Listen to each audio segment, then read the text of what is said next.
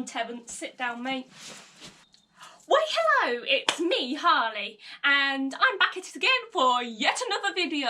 And today I am going to be talking about my experiences with amnesia, which honestly is quite a weird thing to say.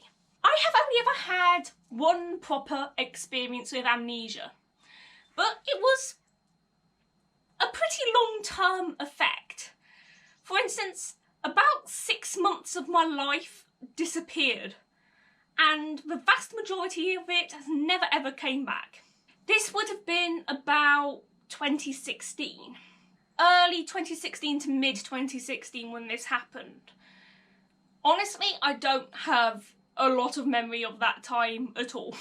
In this video, I'm going to be explaining how I lost my memory and what it was like having amnesia. Now then, before I begin, it will be quite well known on my channel by now that I am clumsy. I am a very, very clumsy person. I can break myself very, very easily. I don't know exactly what happened when I injured myself. I've got very, very little memory, but I do have a couple. All I know is I fell down my stairs. And it wasn't down the first bit of stairs because we kind of have a L-shaped stairway. Because the bit that I fell from must have been the last bit which goes towards the doorway, because I ended up on the floor at the bottom, apparently. I can't actually remember waking up on the floor at the bottom, but apparently I was at the floor. I can just remember more the feeling of falling. I am aware that I was on the stairs when I fell, but I am not aware which part of the stairs I fell on. I could just remember I was in my hallway, I was on the stairs, I fell. And I can remember feeling really sick, like as I went down. I can kind of remember going to hospital, although I can't remember any conversation I had there. I just know I was taken to the hospital. I don't know how soon after falling down the stairs I was taken to hospital. I think it was pretty much straight away. And I know from conversations afterwards that it was my parents who took me. And that's about it. That's all I can say about how I ended up with amnesia. But with that fall, I lost about 6 months worth of memory. Like, when we were discussing about what I could remember, I couldn't really remember starting the school that is the hell school that I went to. Even now, I can't really remember joining that school. I can remember like signing up and going to the school to officially enrol myself. And now, after quite a long time, I can remember just about a couple of little things from the first day. I can remember meeting the girl who made those ridiculous accusations on that first day. I can remember that the reason why we started talking is because I tripped over a chair. Again, this just shows my clumsy aspect. So now on to my experiences with amnesia. After a couple of days of really bad headaches and migraines, I was eventually sufficiently back to normal to go back to school. And it was so weird. You know the phrase deja vu? It was like that. As I walked around the school, it was very much, I know my ways, I know my passages. If I want to get to somewhere and trust my instincts, I could probably get there. But at the same time, if somebody said, go to this particular room, I was like, I have no idea where that is.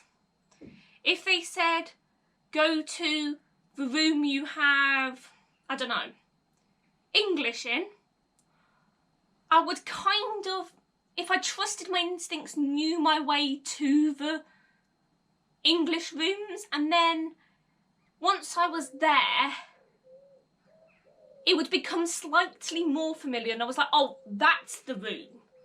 That's the room, the particular one I'm meant to be going to. It was so, so strange. Also, when I was in the room and trying to figure out, say, for instance, where I should be sitting, where was my place, I just would think to myself, where would I be most comfortable? Now then, I don't know what this says about me psychologically, but when it comes to where I'd like to sit in a classroom situation, in a hypothetical classroom, this isn't a classroom in particular, this is just the standard, oh, this is a classroom feel. And that was, if I had to choose any seat possible, I'd most likely sit in a corner. I like my corners. I also really like being either close to a door or window. That's where I'd choose. If possible, I'd rather be at the back of the class than at the front, unless I'm at the front because I want to be near a door. That's the kind of like exception. So usually if I trusted my instincts and like my general psychology of where would I like to sit, if I wasn't correct in which seat I would normally sit in, I was only incorrect by a couple of seats over or something like that. So somebody would come into class, somebody I really didn't recognise at all, and they'd go, oh, your seat's a couple of seats over. And I was like, oh, okay then, yeah, that makes sense. Sorry for any inconvenience. Sorry for getting in the way. I didn't recognise any of my classmates or any of the teachers, really. I didn't recognise them. That's just how it is.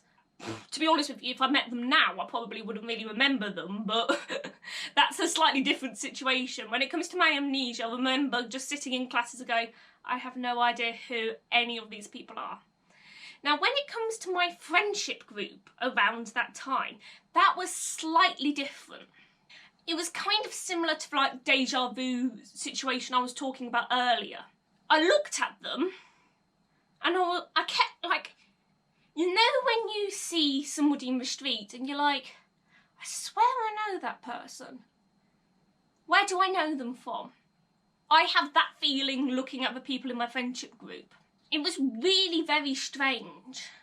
I couldn't remember any of their names, but I could kind of vaguely get the feeling that I was meant to know them. And I also knew where to find them. So in my old hell school, we would usually meet up at a particular location in the kind of like sixth form gathering area, eating hall area. And instinct kind of told me that I should go to this area. And then when I did, these people who I kind of semi-recognised started turning up. But apart from that, I have no idea why I really was drawn to that spot. It's so bizarre having amnesia, because you have to rely a lot on your instincts. And even then your instincts can be kind of wrong, but kind of right at the same time. You just have to go with your gut feelings. It was very, very strange situation. It took a good 2 or 3 weeks for me to get back into like the sync of things and into the correct roles. My God, it was strange. So yeah, that's my experience with amnesia. It was mainly focused around school, because at that time I'd only been at the school for a few months, and most of my other hobbies and things I've been going to and been part of for a very long time.